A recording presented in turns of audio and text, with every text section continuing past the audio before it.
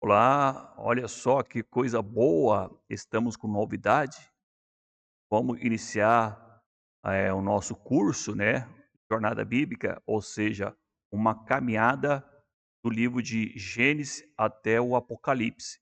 Então sabemos que essa caminhada não é uma caminhada pequena, né? É uma grande caminhada. Vamos caminhar de Gênesis até o Apocalipse.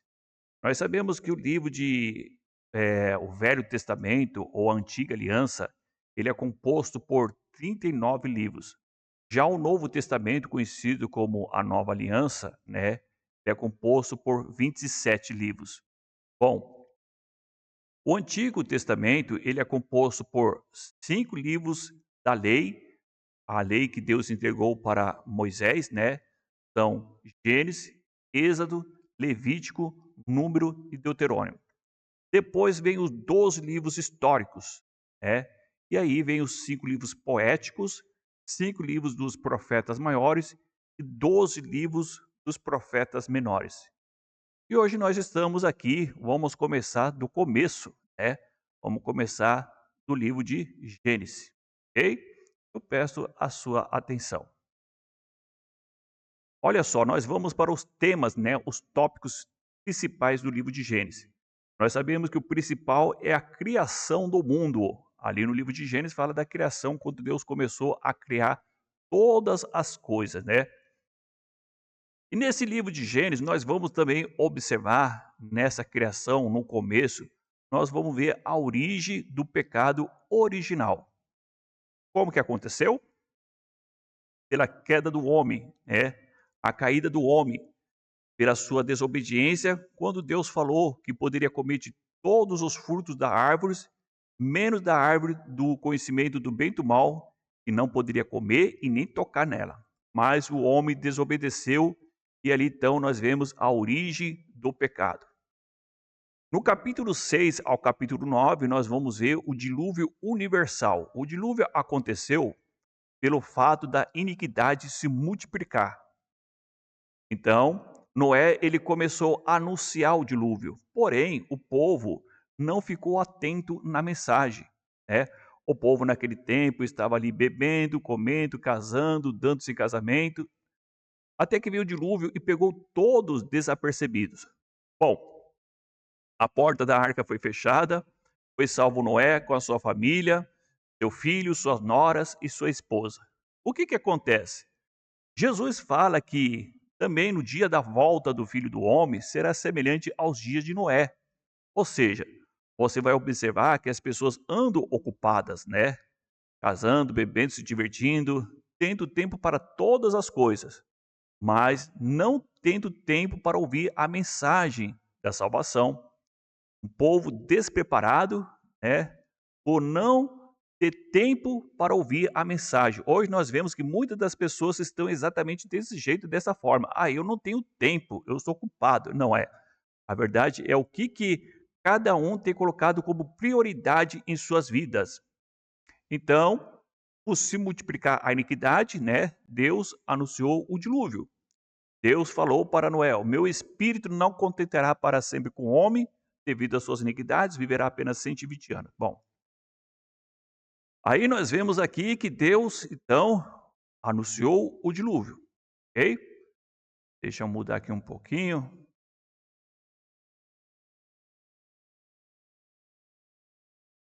Bom, aí nós sabemos que veio o dilúvio, é, e Noé foi salvo com sua família e surgiu um novo povo, e houve a multiplicação novamente.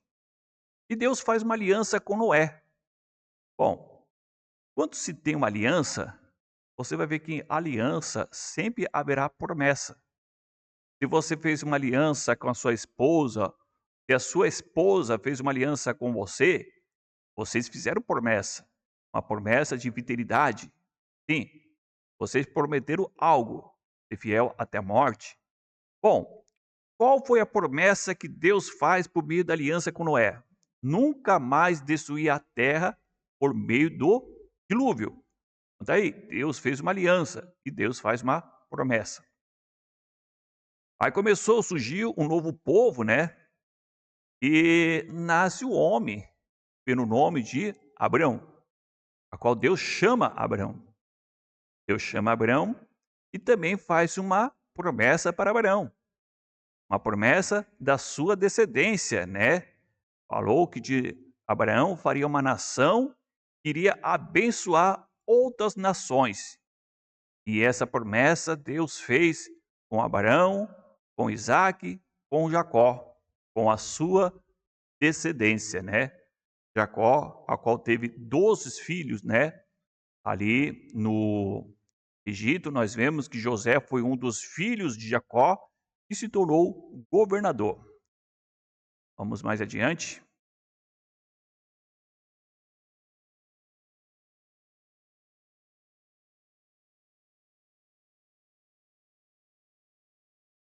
Olha só, o que é importante a gente entender no livro de Gênesis? Primeiramente, né, o nome Gênesis vem do grego. O que quer dizer? Qual o significado? É início, ou seja, começo. Por que começo?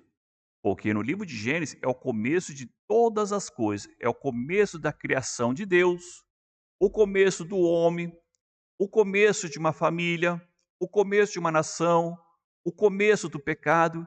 Então você vai ver que é o começo de todas as coisas. Por esse motivo, Gênesis recebe este nome. Bom, este livro aborda principalmente a formação de uma nação, né? Uma nação que será chamada de povo de Deus.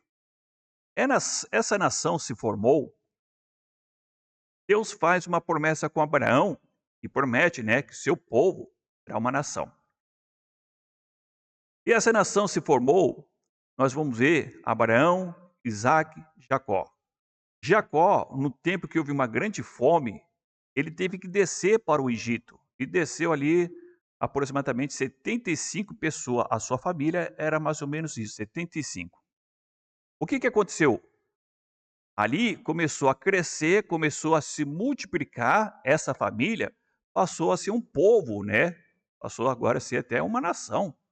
O que acontece? Essa família cresceu e se tornou um povo que não estava mais aguentando a opressão, não aguentava mais, né, aquele serviço pesado e começaram a clamar a Deus. Deus levantou um homem pelo nome de Moisés, né, para libertar aquele povo, para tirar do Egito. Então nós vemos que Moisés tira aquele povo do Egito, né? Bom, o que mais? A maior parte do texto foca em Abraão e sua descendência.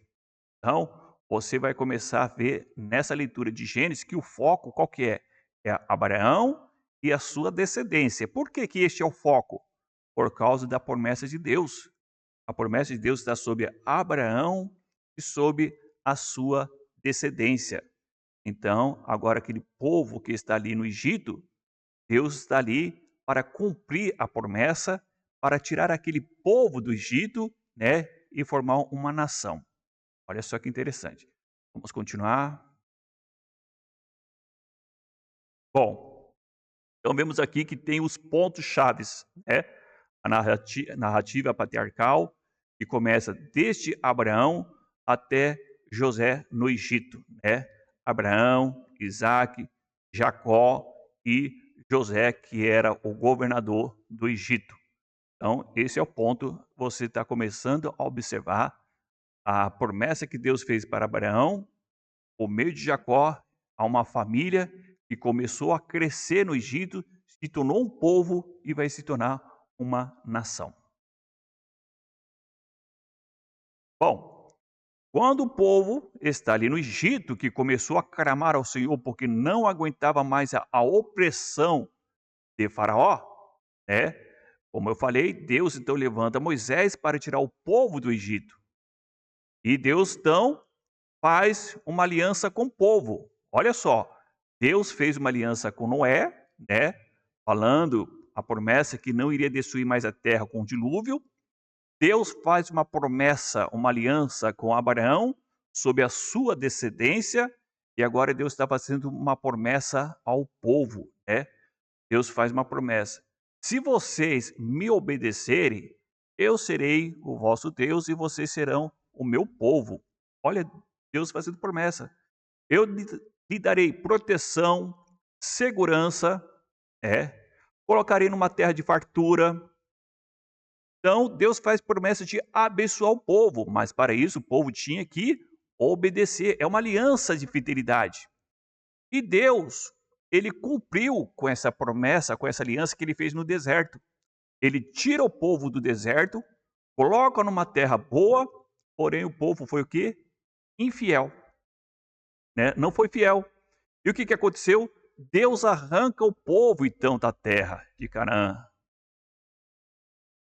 porque o povo deixou de ser fiel.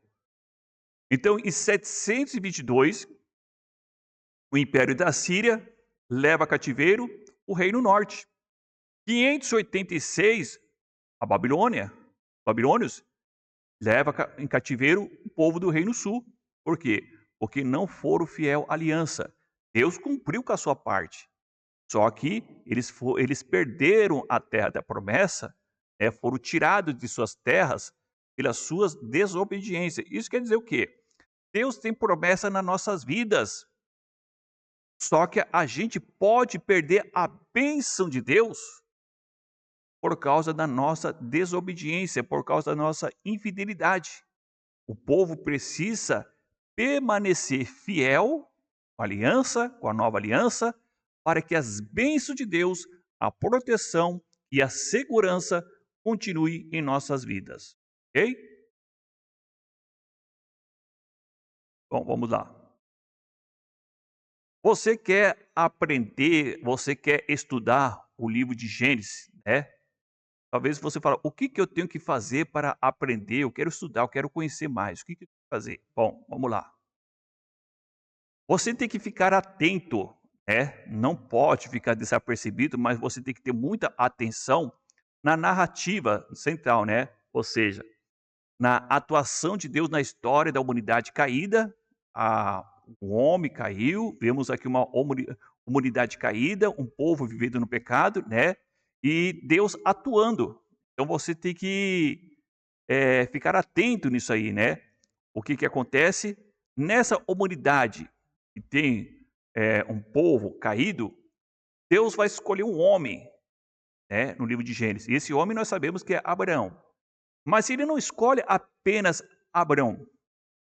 Ele escolhe Abraão e a sua descendência. Então, a promessa é para a descendência de Abraão. E nós vamos observar que o personagem principal sempre foi e sempre será Deus. Ok? Então, Deus, ele não sai de cena. Vamos mais adiante.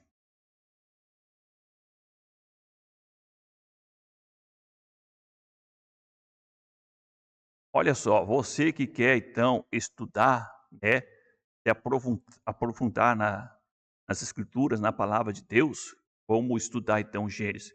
Bom, você vai ter que observar as narrativas secundárias, que são essenciais para a continuidade da história do povo de Israel e a sua conexão com o Novo Testamento, né? Então, observe a narrativa, você tem que ler o texto com muita atenção e também o contexto, né? O que vem depois, Então você tem que observar com muita atenção, né? Nós vamos aqui, a seguir, vamos ver exemplos paralelos com o Novo Testamento. Deixa eu abaixar aqui um pouquinho.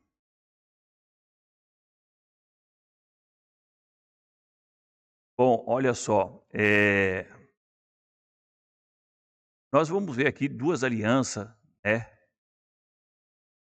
A aliança estabelecida com Noé, como eu falei, Deus fez uma aliança com Noé, e essa aliança, Deus fez uma promessa que a vida na terra não seria extinta por um dilúvio novamente, né?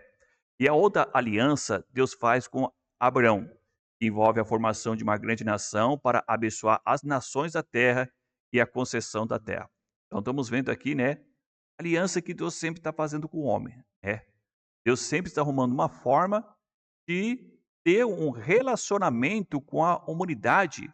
Para quê? Para cumprir as suas promessas.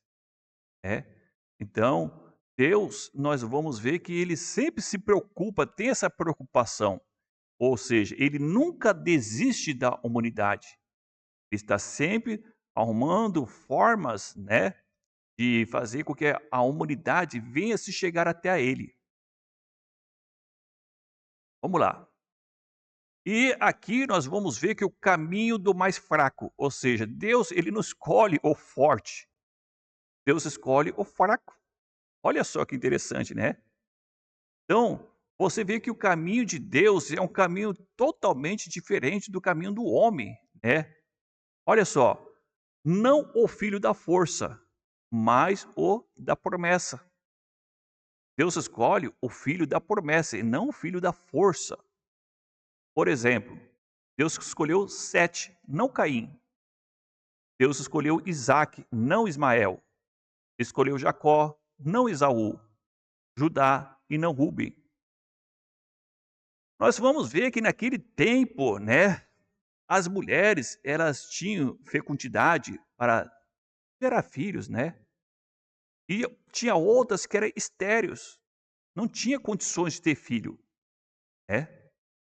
E aí você vai ver que Deus não escolhe não a fecundidade natural, mas a intervenção divina.